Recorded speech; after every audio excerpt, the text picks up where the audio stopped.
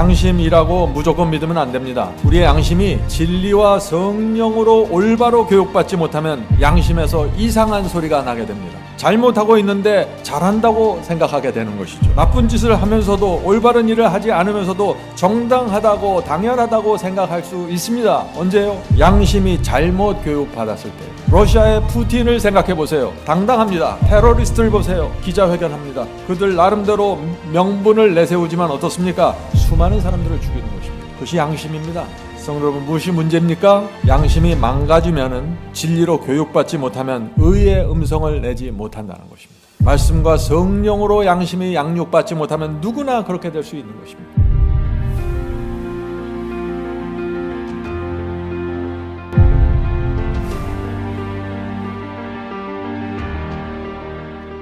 얼마 전에 제가 알고 있던 세 분과 만나서 식사를 하게 되었습니다. 그 세 분은 하나님을 믿지 않고 교회를 다니지 않는 분들이죠.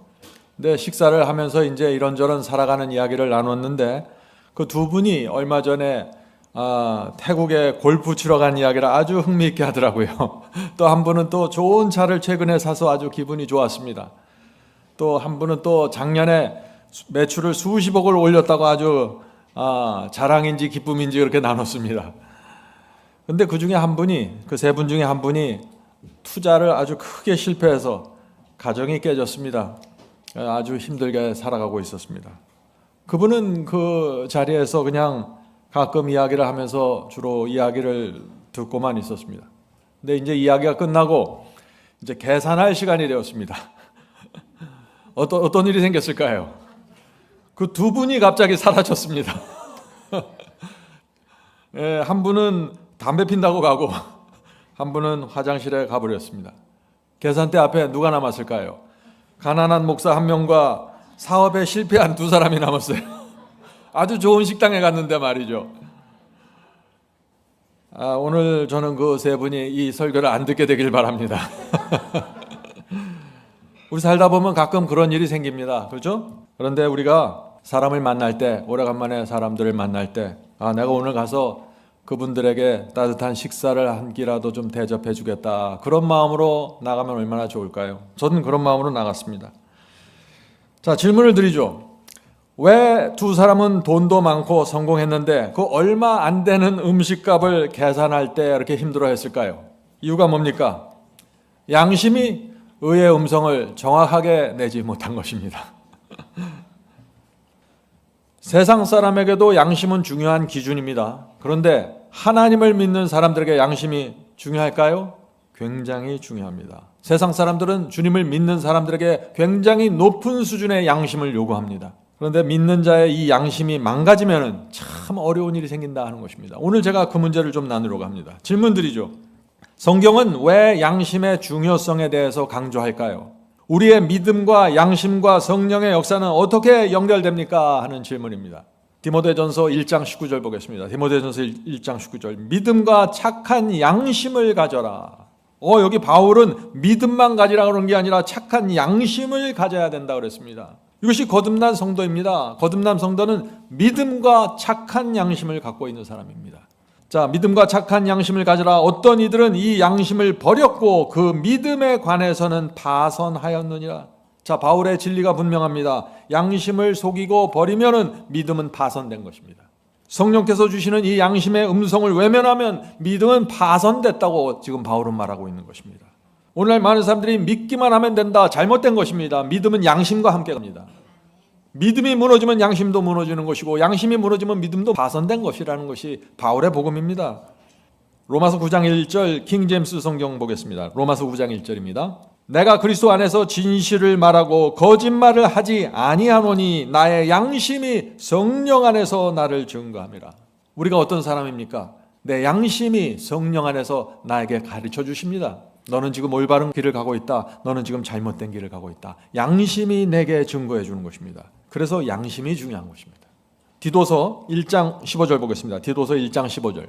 깨끗한 자들에겐 모든 것이 깨끗하나. 참 여기 놀라운 말씀이 나옵니다. 양심과 마음이 깨끗하면 모든 것이 깨끗하다. 왜 그럴까요?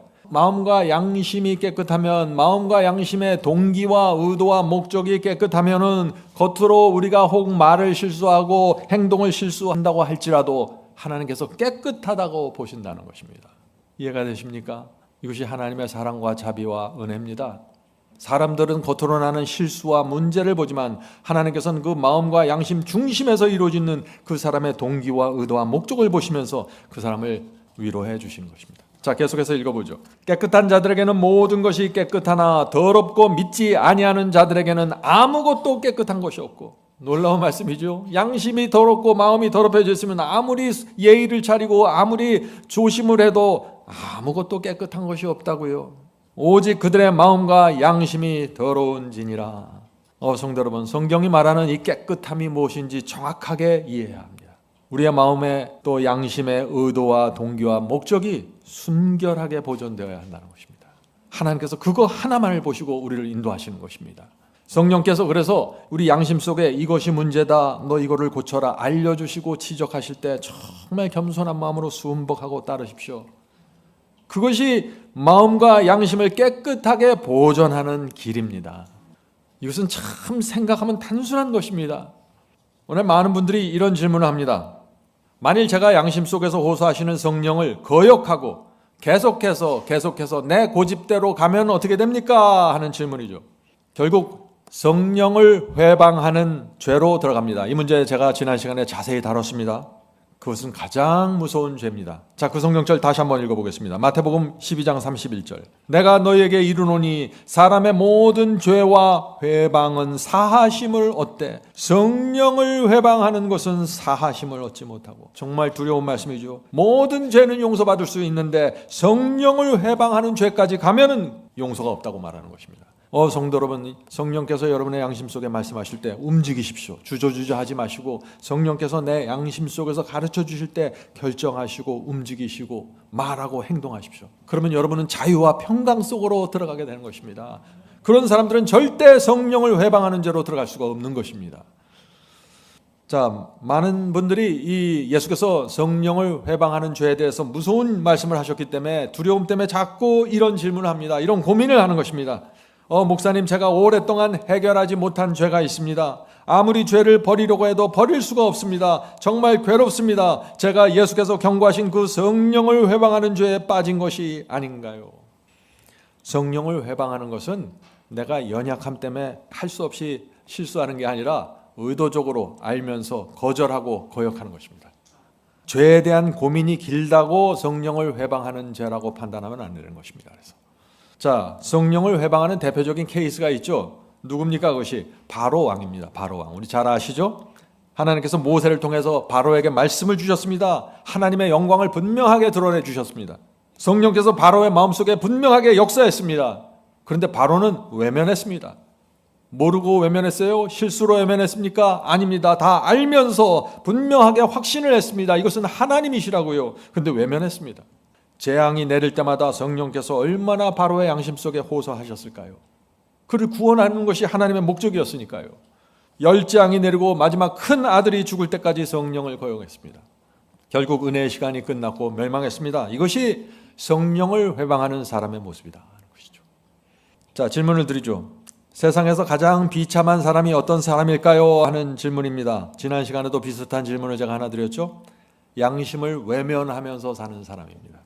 진리가 무엇인지 압니다. 무엇이 올바른 결정인지를 압니다. 그런데 계속해서 양심을 속이고 양심의 음성을 외면하면서 사는 것입니다. 어떻게 될까요? 그 마음이 허전해지고 슬퍼지고 외로워지고 하나님 없이 홀로 사는 느낌으로 살게 되는 것입니다. 그런 사람은 결코 행복할 수 없습니다. 그렇게 살면 힘듭니다. 결국 성령을 거스려서 회방하는 죄로 들어가게 됩니다. 그래서 우리가 조심해야 되는 것입니다. 자, 이제 제가 문제, 예냐 아니냐, yes, no의 문제를 드립니다. 잘 들으시고 마음속으로만 대답하세요. 혹시 겉으로 대답하실 때 실수하면 또 그러니까 마음속으로 대답하세요. 첫 번째 문제, 성령을 회방하는 죄는 죄를 너무 많이 범하는 것입니까? 죄를 너무 많이 범하면 더 이상 용서받지 못합니까? 하는 질문입니다. Yes, no. 아닙니다. 성령을 회방하는 죄는 죄의 숫자를 말하는 것이 아닙니다. 자, 이사야 1장 18절입니다. 너희의 죄가 주홍 같을지라도 눈과 같이 희어질 것이요 진홍같이 붉을지라도 양털같이 희게 되리라. 아무리 죄를 많이 범한 사람일지라도 회개하고 돌이키면 언제든지 사함받을 수 있습니다. 그래서 이스라엘 12지파 중심에 항상 성소가 있었던 것입니다. 자, 두 번째 문제입니다. 너무나 오랫동안 죄를 범했으면 성령을 회방하는 죄에 빠진 것입니까? 50년 동안 술독에 빠져서 살았으면 사함받지 못합니까? 이것도 아닙니다. 그것은 다른 문제이죠. 자, 세 번째 문제입니다. 너무나 큰 죄를 범해서 죄의 사이즈가 크면은 성령을 회방하는 것이고 주님께서 용서해 줄 수 없습니까? 하는 질문입니다. 아니죠. 사람을 죽인 사형수도 회개하고 돌이키면 용서해 주십니다. 그것이 하나님의 자비입니다. 성도 여러분, 이 성령을 회방하는 죄란 죄의 크기를 말하는 것도 아니고 죄의 길이를 말하는 것도 아닙니다. 성령을 회방한다는 건 전적으로 내 양심 속에서 호소하시고 책망하시고 인도하시는데 내가 그것을 아는데 분명하게 인식했는데 거역하고 외면하는 것입니다. 그렇게 되면은 결국 성령을 회방하는 그곳까지 가게 된다. 왜요? 계속해서 양심이 단단해지고 나를 계속해서 합리화시키고 정당화시키니까 이제 성령의 음성을 들을 수 없는 그 상황까지 가버리는 것입니다. 그래서 예수께서 죄를 용서해 주고 싶어도 용서받지 못하고 회개할 수 없게 되는 것입니다. 한 번만 거역하는 것이 아닙니다. 바로 왕처럼 계속해서 거역합니다. 하나님의 뜻이 무엇인지 알면서 거절합니다. 참, 이것이 성령을 회방하는 죄인데 많은 분들이 이것을 너무 가볍게 생각해요. 그래서 오늘 제가 이 말씀을 드리는 것입니다. 자, 질문을 드리죠. 성령을 회방하는 죄를 향해 가지 않으려면 그렇다면 어떻게 해야 됩니까? 솔루션이 무엇입니까? 하는 질문이죠. 무엇입니까? 해결책이 뭐예요? 육체의 정과 욕심을 십자가에 못 박아야 하는 것입니다. 바울의 그 말씀입니다. 그런데 중요한 것은 제가 이거 한 가지 더 붙이려고 그래요. 중요한 것은 속도입니다. 어떤 사람은 십자가에 못 박는데 한 달 걸려요. 어떤 분은 2달 걸려요. 2달 동안 실갱이 하다가 화냈다가 짜증냈다가 공격했다가 지쳤다가 뒤죽박죽 하다가 2달 뒤에 한 달 뒤에 이렇게 합니다. 그렇게 하지 마시고 속도전을 펼쳐야 됩니다. 잊지 마세요. 유혹을 느끼고 시험을 받을 때 시간을 질질 끄면 무너집니다. 어떻게 하면 무너진다고요? 시간을 질질 끌면 무너집니다. 악한 느낌이 생겼습니다. 부정적인 생각이 떠올랐습니다. 빨리 주님께 달려가 기도해야 됩니다. 결정적으로 분리해야 되는 것입니다. 여기서 많은 분들이 문제가 있는 것입니다. 저도 십자가에 못을 박는데요. 얼마나 걸리십니까? 3달이요. 이렇게 되면 안 된다는 것이에요. 승리는 속도에서 결정됩니다. 승리가 어디서 결정돼요? 속도에서 결정되는 것입니다. 해가 지기 전에 물리쳐야 되고 말씀과 성령을 붙잡고 격퇴시켜야 됩니다. 언제까지요? 그날 해가 지기 전에 말이죠. 그것이 성령의 말씀입니다. 자, 그래서 우리가 어제 그 사람 때문에 내가 시험을 받았는데 오늘 아침에 내가 잠을 자고 일어났는데 그 사람에 대한 미움과 속상함이 올라옵니까? 무엇을 뜻합니까? 쓴뿌리가 내리고 있다는 증거입니다. 그때는 위기입니다. 한 번도 이렇게 생각 안 해봤죠. 어제 시험 받았고 속상했는데 그 다음날 아침에 일어나서 속상한 거 너무나 당연하다. 이거 한 일주일은 가야 되나? 이렇게 생각하는 많은 분들이 있습니다. 그게 아니라 그 다음날 그런 감정과 그런 느낌이 내 속에서 올라오면 바로 빨간 등이 켜지면서 쓴뿌리가 내리고 있구나. 비상계엄령이 선포되어야 되는 것입니다. 이것이 승리의 기별입니다. 속도에서 결정되는 것입니다. 그 쓴뿌리가 내린다는 것을 내가 인식하는 순간 모든 것을 내려놓고 말씀을 묵상하고 기도하십시오. 승리의 기별입니다. 이것이. 왜냐하면 쓴뿌리가 깊어지면 깊어질수록 그것은 뽑아내기 힘듭니다. 양심은 점점 더 무감각하게 됩니다. 그래서 점점 힘들어지게 되는 것입니다. 조심해야 되는 것이죠. 이것을 조심하게 다루지 않고 함부로 생각 없이 다루니까 다 무너지는 것입니다. 그리고 와서 앤드류강 목사님 말씀대로 십자가에 못 박았는데 잘 안 돼요. 진리에 문제가 있습니다. 왜 그래요? 속도가 느렸잖아요. 2달 걸리고 1달 걸리잖아요. 성도 여러분, 우리가 정말 성장하기 원하고 내 양심을 정말 성령의 부드러운 감화 아래 보존하기 원하면은 유혹을 느끼고 시험을 받을 때 빨리빨리 해결하는 신앙으로 가야 됩니다. 그래야 이 교회 신앙 공동체도 분명하게 세워집니다. 하루 해가 저물기 전에 해결하십시오. 그렇게 살면 우리의 삶이 어떻게 될까요? 자유와 평강이 넘치게 됩니다. 정결하게 됩니다. 마귀에게 발판을 주지 않게 됩니다. 이것이 행복한 삶의 비밀이 아닐까요? 자, 질문을 드립니다. 성경에서 말하는 죄가 무엇인지 모르거나 오해하면 어떤 문제가 생길까요? 오늘날 많은 그리스도인들이 오늘날 교회에서 가장 큰 문제 중에 하나가 저는 이것이라고 생각합니다. 죄에 대한 오해입니다. 이 문제가 라오디게아 교회의 중심에 뿌리박혀 있는 것입니다. 성도 여러분, 성경이 말하는 죄가 무엇인지 모르고 오해하면 어떤 문제가 생길까요? 죄 짓지 않았는데 나는 죄를 범했다고 생각합니다. 죄가 무엇인지 모르니까요. 또 나는 죄를 범했는데 나는 죄를 짓지 않았다고 또 생각합니다. 자, 이렇게 되면 어떻게 될까요? 양심이 망가지게 되겠죠.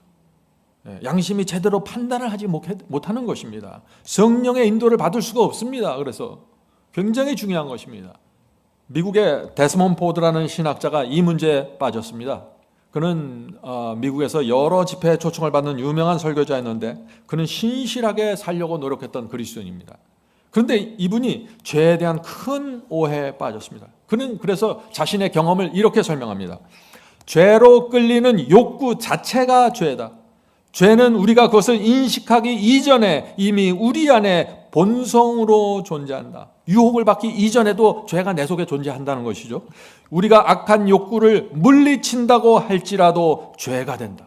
이것은 제가 그동안 설교했던 거하고 반대죠. 전 유혹이 오면 물리치면 된다 그랬는데 이 사람은 물리쳐도 죄가 내 속에 있다. 이렇게 믿은 것입니다. 무엇이 문제입니까? 데스몬드 포드는 이 육체의 죄된 본성 그 자체를 죄라고 믿은 것입니다. 그래서 거기서 모든 문제들이 시작된 것입니다. 자, 그가 죄를 어떻게 봤어요? 부모에게 물려받은 본성이라고 믿었기 때문에 죄된 본성, 그 육체의 본성에서 어떤 잘못된 생각이 떠오를 때마다 어떤 부정적인 느낌이 느낄 때마다 자신은 죄를 범했다고 자꾸 생각하는 것입니다. 계속해서 양심의 가책을 느끼는 것입니다. 성도 여러분, 데스몬드 포드의 문제가 무엇인지 아시겠죠? 이 데스몬드 포드는 이 다음 질문, 이 질문에 대한 답을 정확하게 찾지 못한 것입니다. 자, 그 질문을 보죠. 질문은 이것입니다. 죄가 무엇입니까? 죄는 악한 욕망을 느끼는 것입니까? 아니면 죄된 욕망을 물리치지 않고 그 느끼가 욕망이 왔는데 그것을 물리치지 않고 격퇴시키지 않고 내 마음에 품기로 선택하고 결정하는 것입니까? 어느 것이 죄입니까? 하는 질문입니다. 데스몬드 포드는 느끼는 것을 죄라고 생각한 것입니다. 생각이 떠오르면 그것을 죄라고 생각했습니다. 오늘날 그런 분들이 정말 많이 있습니다. 자, 그런 분들은 오늘 이 주님의 말씀을 꼭 들어보시기 바랍니다. 마태복음 5장 28절입니다. 마태복음 5장 28절. 나는 너에게 이르노니 여자를 보고 음욕을 품는 자마다, 여기서 키워드가 품는 자입니다. 품는 자. 품는 자마다 마음에 이미 간음하였느니라. 예수님의 말씀이 뭐예요? 음욕을 느끼는 자가, 어떤 느낌을 가진 자가 간음했다고 말하지 않았어요. 음욕을 마음에 품는 자가 간음했다고 말씀했습니다.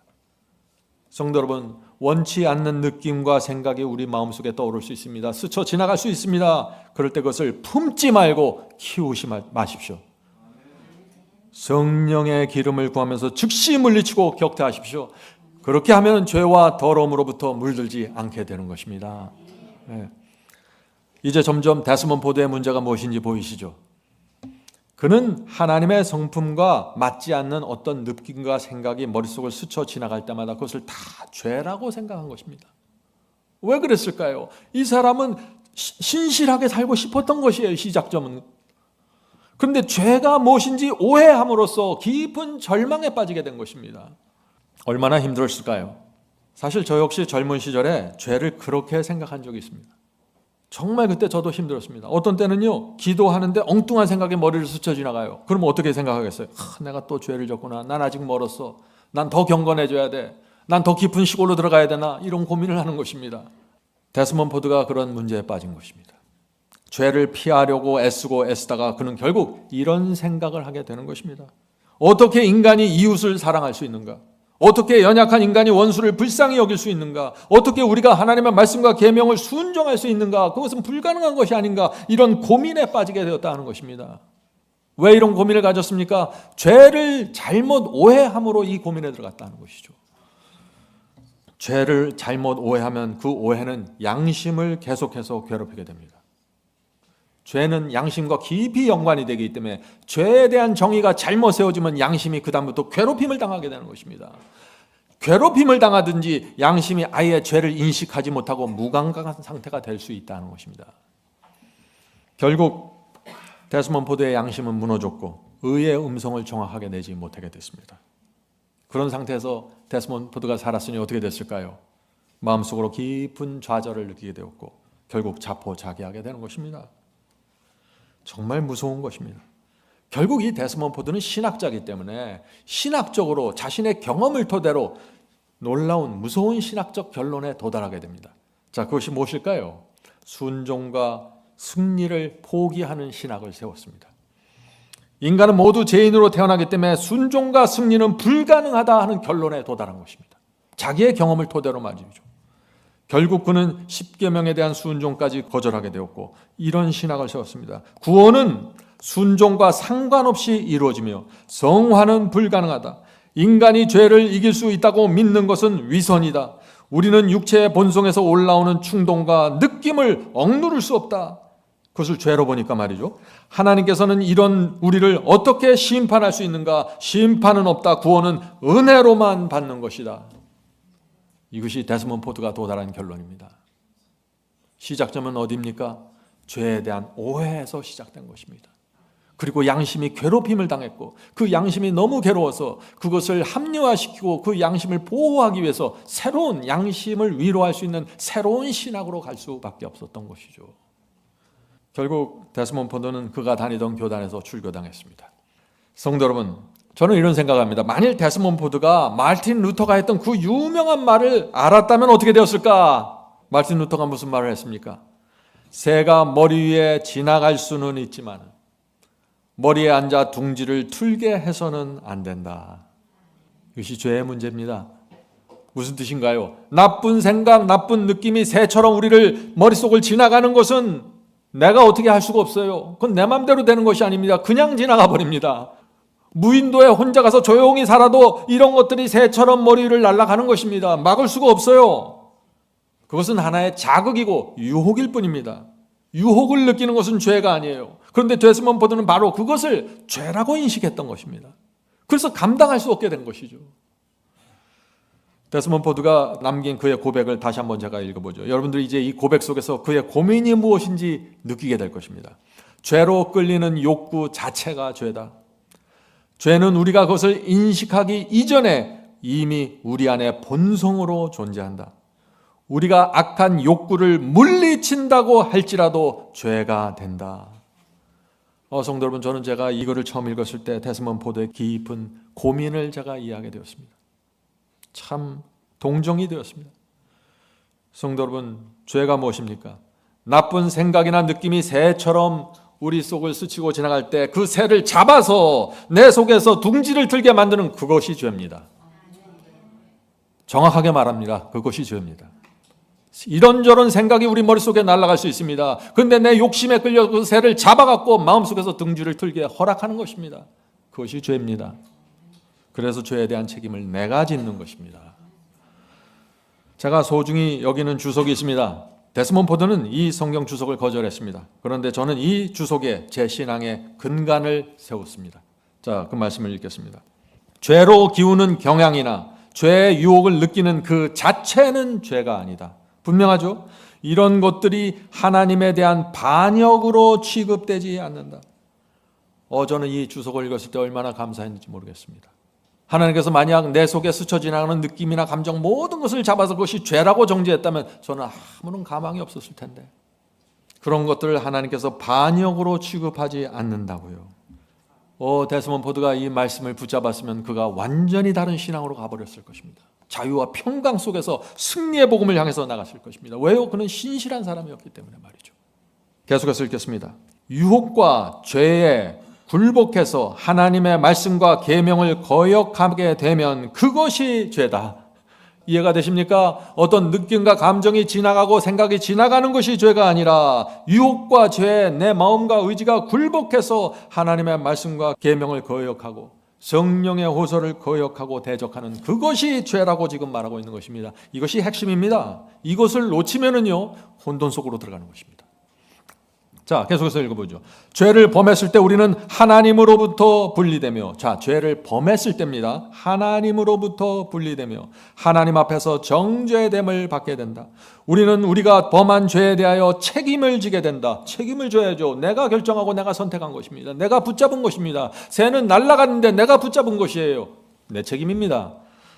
범한 죄에 대하여 책임을 지게 된다. 그러나 하나님께 감사한 것은 그럼에도 불구하고 그 죄를 용서받고 하나님 앞에 간합될 수 있으며 의를 통하여 군림하여 예수 그리스도 우리 주로 인해 영원한 생명에 이르게 해주시는 은혜가 제공되기 때문이다.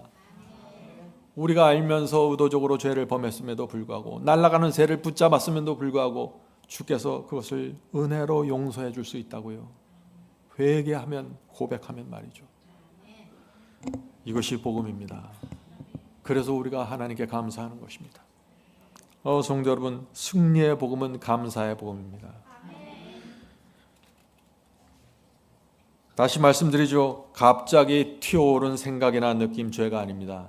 더 이상 두려워하지 마시고 여러분의 마음과 양심을 보존하십시오. 유혹받는 것을 죄라고 생각하면 큰 문제에 빠집니다. 여러분 아십니까? 지금도 수많은 사람들이 데스몬포드의 길을 걸어가고 있습니다. 말을 하지 못하지만 속으로 외로움과 가책과 좌절을 느끼면서 이렇게 외치는 것입니다. 정말 순종과 승리는 불가능한 것이 아닌가. 오직 은혜로 덮어줘야 할 텐데 하나님께 심판받는 것은 이런 상태에서는 불가능하다. 심판은 없다. 마음속으로 계속해서 이런 생각을 하게 되는 것입니다.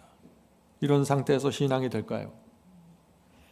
테스티모니 오브 처치 2권 294페이지입니다.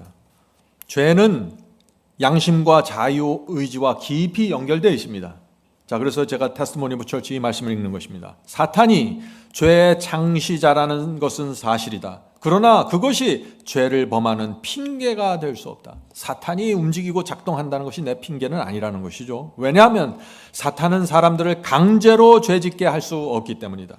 사탄은 사람들이 죄에 짓도록 유혹한다. 그리고 죄를 좋은 것처럼 보이게 조장한다. 그러나 사탄은 사람들이 하든 하지 않든 그들의 뜻에 맡겨야 한다. 참 흥미있는 표현이죠. 무슨 뜻이에요? 사탄은 유혹할 수 있습니다.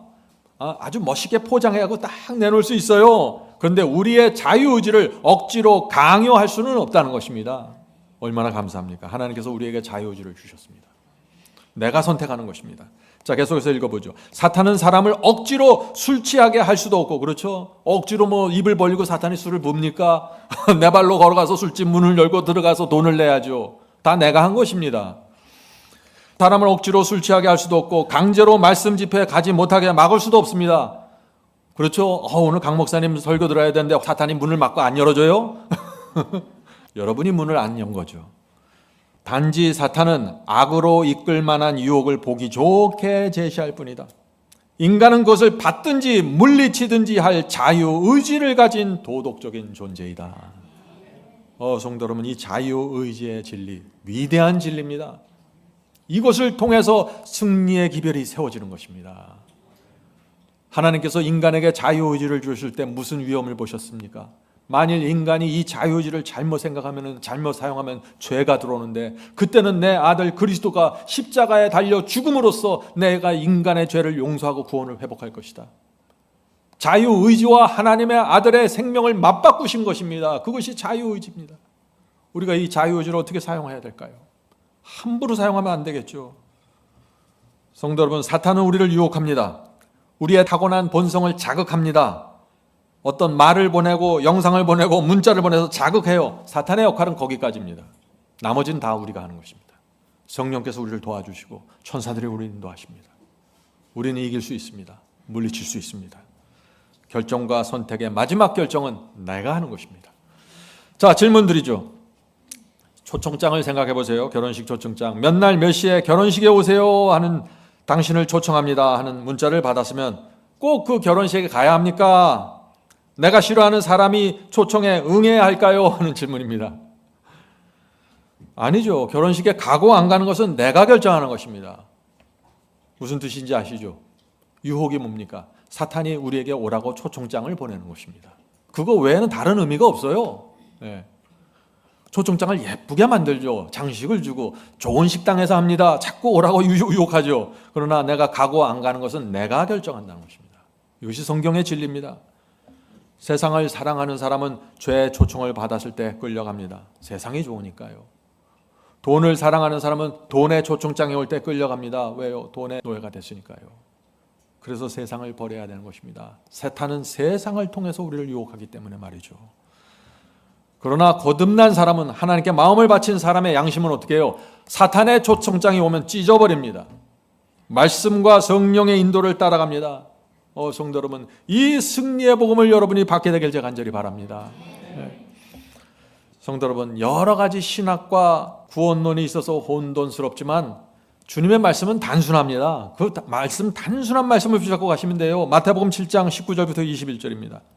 아름다운 열매를 맺지 아니하는 나무마다 찍혀 불에 던지우니라.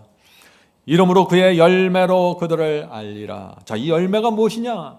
머릿속에 떠오르는 어떤 생각과 느낌입니까? 이 열매가 뭐예요? 자, 예수께서 분명히 말씀하십니다. 나더러 주여 주여 하는 자마다 천국에 다 들어갈 것이 아니요 다만 하늘에 계신 내 아버지의 뜻대로 행하는 자라야 들어가리라. 하나님께서 우리 양심 속에 새겨주신 하나님의 뜻대로 행하면서 살라는 것입니다. 그것이 열매입니다. 성도 여러분, 우리 잊지 맙시다. 우리가 아담으로부터 물려받은 그 본성이 얼마나 죄된지 그것은 중요하지 않습니다. 중요한 것은 뭐예요? 하나님의 말씀과 성령의 능력으로 아름다운 열매를 맺을 수 있고 아버지의 뜻대로 행할 수 있다는 것이 중요한 것입니다. 그것이 성경의 약속입니다. 말씀과 성령으로 거듭난 성도들에게 성화는 가능하고 열매는 가능합니다. 거짓 복음에 속으면 안 됩니다. 오늘 많은 사람들이 오늘 제가 나눈 이 데스몬드 포드의 그런 오해를 갖고 살 수 있습니다. 승리가 무엇인지 모른 채 살아가는 것입니다. 내가 유혹받고 있는지, 내가 죄를 범했는지도 모른 채 혼돈 속에서 살아가고 있는 것입니다. 계속해서 양심의 가책을 느끼면서 말이죠. 그래서 이런 분들이 할 수 있는 건 뭐예요? 결국 자선과 봉사밖에 없어요. 그래서 계속 봉사하고 계속 일을 하고 자기를 잊어버리는 것입니다. 자기를 생각하면 이건 안 되니까, 대책이 없으니까 말이죠. 이런 상태에선 영혼의 평안이 없습니다. 성도 여러분, 우리는 거듭난 성도가 하나님께 마음을 바친 이 그리스도인들이 맞이하는 현실을 똑바로 인식해야 되는 것입니다. 우리가 주님께 마음을 바치고 거듭났어도 날마다 순간마다 찾아오는 유혹을 당해야 되는 것입니다. 맞이해야 되는 것입니다. 순간마다 머리를 스쳐 지나가는 부정적인 생각들 누구도 피할 수 없습니다. 자꾸 그것 갖고 붙잡고 울지 마세요. 누구도 피할 수 없어요. 사탄은 유혹의 전문입니다. 밥 먹고 하는 일이 그것이에요. 그래서 저도 괴롭힘을 당하고 바울도 괴롭힘을 당했습니다. 그래서 바울이 뭐라 그래요? I die daily. 나도 날마다 죽노라고 고백한 것입니다. 그런데 형들 여러분, 저는 바울도 그렇지만 저도 시험과 유혹의 괴롭힘을 당하도 절대 절망하지 않습니다. 왜요? 왜 그럴까요? 제 신앙의 중심에 박혀있는 말씀이 있기 때문에 그렇습니다.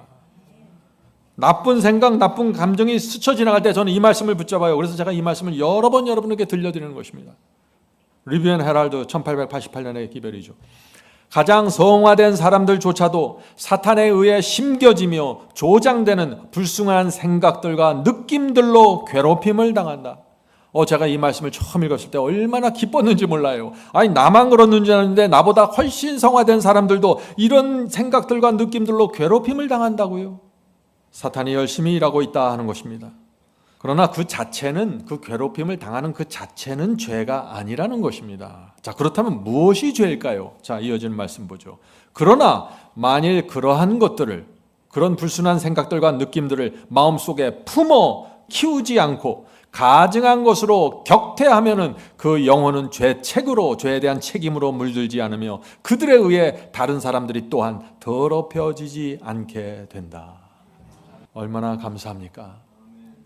성도 여러분, 사탄이 불순한 생각, 불순한 느낌으로 우리를 자극할 때 이 말씀을 꼭 기억하셔야 됩니다. 이 말씀을 붙잡고 실망하고 좌절하지 말아야 됩니다. 승리는 가능한 것입니다. 사탄이 불순한 생각, 느낌들을 주십니까? 그것을 가증한 것으로 여기고 물리치고 격퇴하십시오. 그렇다면 여러분의 영혼은 죄로 물들지 않고 순결하게 보존되는 것입니다. 유혹을 물리치면은 마음은 정결하게 보존됩니다. 많은 사람들이 우리의 마음을 어떻게 정결하게 보존할 수 있습니까? 질문하죠. 유혹을 물리치세요. 더러운 느낌과 감정이 들어올 때 그것을 격퇴하십시오. 하나님께서 여러분의 마음을 순결하다고 인정하실 것입니다. 이 영혼은 나를 위해서 충성하는구나. 중요한 것은 무엇이에요? 오늘 많은 사람들이 나는 이런 본성을 받아서 우리 아버지한테 이런 기질을 받았는데 그런 본성, 아담으로부터 물려받은 그런 본성에 대해서 더 이상 염려하지 말고 성경의 약속, 승리의 약속을 붙잡고 기도하십시오. 성령께서 그런 성도들을 도와주시고 힘을 주시고 인도하십니다. 자, 제가 흥미있는 질문을 하나 하겠습니다. 주님을 믿는 그리스도인들 중에 성령을 회방하는 죄에 가장 빠지기 쉬운 직업이 무엇일까요? 어떤 직업입니까? 저 같은 사람입니다. 설교를 하는 목사들과 신학자들이 가장 위험한 것입니다. 저는 30년 동안 말씀을 전하면서 이 문제를 여러 번 확인했습니다. 여러 목회자들이 바이블 칼리지에 와서 공부하셨습니다. 진리가 무엇인지 깨닫게 되었고 진실을 알게 되었다. 중세기 암흑기의 진실을 알게 되었다고 감사하다는 문자를 보내왔습니다. 그런데 대부분 거절했습니다. 참 이상하죠? 감사하다고 말하고 진리를 확인했다고 고백했는데 거절을 해요. 왜 거절할까요? 신학교에서 배운 신학과 다르다는 것이 이유입니다. 목회자는 자신이 배운 신학에서 벗어나면 큰 문제가 생기죠. 어떤 문제가 생기나요? 교단을 떠나야 됩니다. 목회를 잃어버리게 돼요. 그래서 진리를 받아도 진리를 발견해도 전 순수한 마음으로 기쁨으로 순종으로 나가기가 정말 어렵습니다. 그게 목회자의 운명이에요. 그래서 목회자들은 이 점을 생각해야 되는 것입니다. 무엇인가? 이 세상에 수백 수천 개의 신학교가 있습니다. 이런 상황에서 내가 배운 신학만 고집할 수 없어요. 어떻게 그걸 자신할 수 있습니까? 중세기 1000년 동안 천주교에 의해서 수많은 교리와 진리가 무너졌습니다. 그것이 역사가 증명하는 것입니다. 그중 많은 것들이 개신교에 흘러들어왔고 신학교들에 흘러갔습니다. 그것이 역사이고 진실이에요.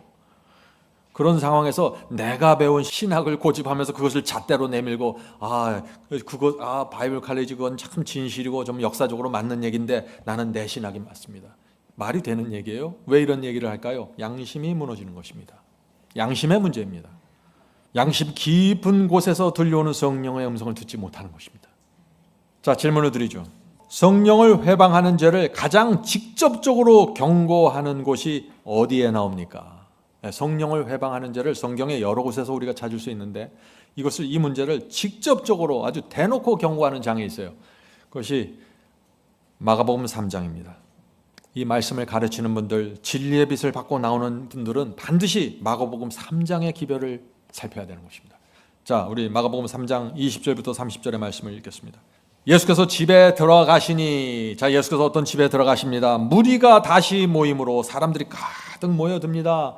식사할 겨를도 없는지라. 예수께서 너무 바빠서 밥 먹을 시간도 없다는 것입니다. 사람들이 잔뜩 그의 집에 모여 들어갔고 목을 길게 내밀고 지금 말씀을 기다리는 것입니다. 21절, 예수의 친속들이, 예수님의 가족들이, 친척들이 듣고 붙들러 나오니, 예수님의 친척들이 그 자리에 붙들려서 나왔다는 것이죠. 이는 왜냐하면 그가 예수님이 미쳤다 함이라. 예수님의 가족들 깜짝 놀라서 나온 것이에요. 왜요? 사람들, 그곳에 모이는 사람들 중에 어떤 사람들이 예수님은 미쳤나 봐 그러니까 깜짝 놀라서 나온 거죠. 가족이니까. 22절, 예루살렘에서 내려온 서기관들은 저가 바울 세부를 짚혔다 하며 또 귀신의 왕을 힘입어 귀신을 쫓아낸다 하니. 참 슬픈 장면 아닙니까? 모여있는 사람들 중에 두 무리가 있었습니다. 한 무리는 서기관과 예루살렘 본부에서 나온 지도자들입니다. 근데 그들은 예수님을 미쳤다고 하는 것입니다. 예수님은 귀신의 왕이기 때문에 잔잔한 귀신들을 내쫓고 있다고, 귀신의 왕이기 때문에 그런 짓을 한다고 지금 그렇게 얘기하는 것이에요. 그런데 또 다른 무리는 예수님에 대한 애정과 칼망을 갖고 주님의 말씀을 한마디도 놓치고 싶지 않아서 그 자리에 목을 길게 내밀고 지금 기다리고 있는 것입니다. 두 무리가 이렇게 있었어요. 그런데 그 두 무리 사이에 중간에 끼어 있는 사람들이 누구예요? 그게 예수님의 가족이라는 거예요.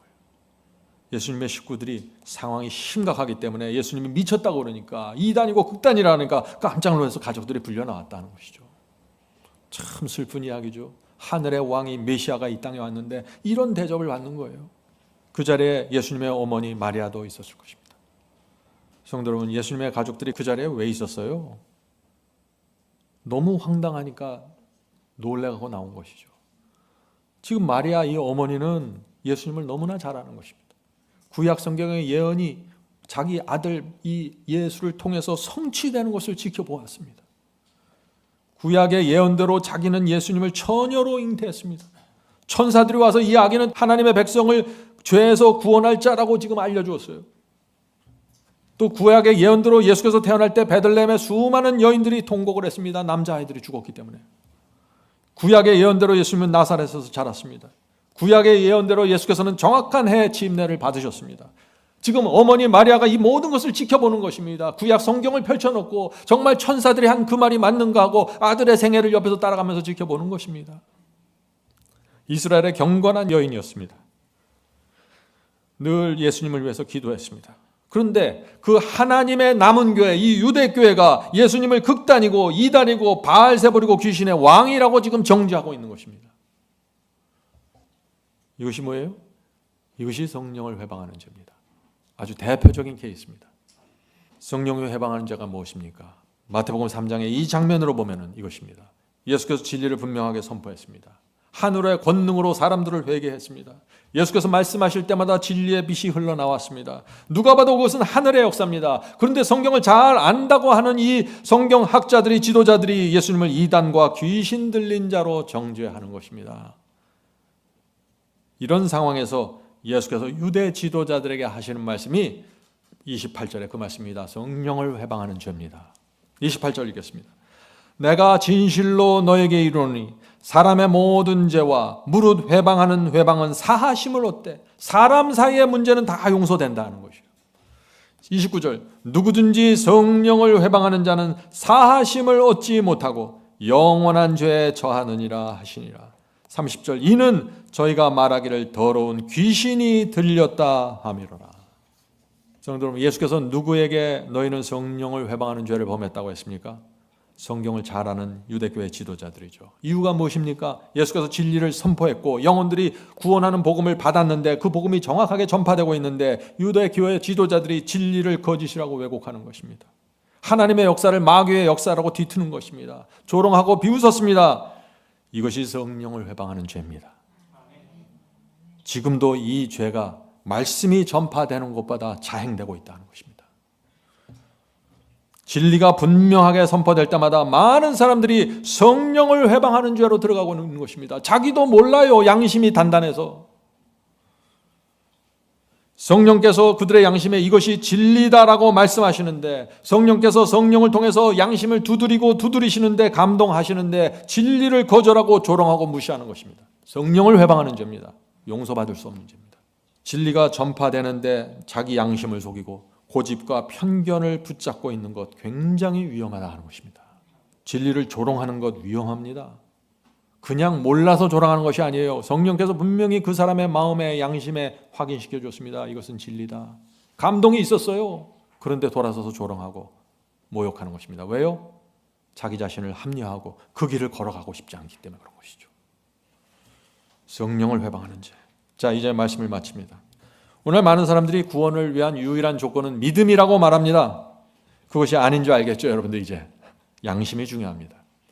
자, 바울의 말씀을 보죠. 로마서 2장 13절입니다. 하나님 앞에서 율법을 듣는 자가 의인이 아니요 오히려 오직 율법을 행하는 자라야 의롭다 하심을 얻으리라. 이 말씀을 풀어보면 이런 것입니다. 말씀과 율법을 듣기만 하면 무슨 소용이 있는가? 말씀대로 순종하고 율법대로 살지 않으면 무슨 소용이 있는가? 받은 빚대로 양심대로 살지 않으면 무슨 소용이 있는가? 지금 그 말씀을 하시는 거죠.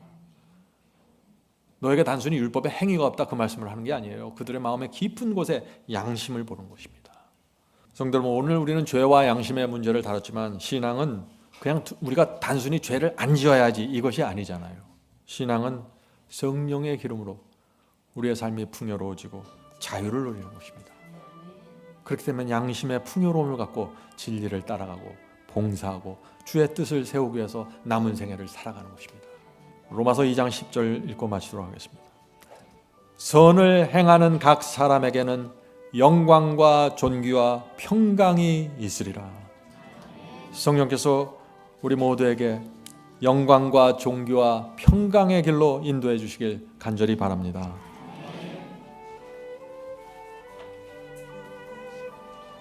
하늘에 계신 저희들의 아버지, 양심과 성령의 이 위대한 진리를 보여주셔서 감사합니다. 저희는 이 말씀과 성령 앞에서 도무지 교만하게 되길 원치 않습니다. 자만심을 가지거나 편견을 가지길 원치 않습니다. 날마다 거룩하신 주님의 발 앞에 무릎 꿇고 저의 마음을 펼치오니 주께서 성령으로 가르쳐 주시옵소서. 따르길 소원합니다. 저희 속에 잘못된 동기, 잘못된 생각 살펴주시옵소서. 저희 양심을 찔러 주시옵소서. 주께서 주시는 감동을 받겠습니다. 주께서 주시는 감동을 결코 무시하고 싶지 않고 거절하고 싶지 않습니다. 간절한 마음으로 받길 원합니다. 저희 양심이 화인 맞는 그런 일들이 일어나지를 원하지 않습니다. 주여 도와주시옵소서. 보호해 주시옵소서. 특별히 진리를 발견하고 빛을 발견했을 때 십자가 지고 싶지 않아서 핑계대지 않도록 저희를 붙잡아 주시옵소서. 절대로 성령께서 주시는 그 양심의 음성을 거절하지 않고 소중하게 붙잡기를 원하오니 도와주시옵소서. 하늘에 계신 아버지, 지금 이 자리에 하나님의 말씀을 붙잡고 길을 걸어온 영혼들이 있습니다. 소중한 성도들입니다. 주여 이들에게 축복하시고 남은 인생을 인도해 주시옵소서. 말씀을 통해서 세워주시고 평강과 자유의 길이 무엇인지 가르쳐 주시옵소서. 필요한 것들을 공급하시고 자녀들을 도와주시옵소서. 이 모든 말씀 예수 그리스도의 이름으로 간절히 기도드립니다. 아멘.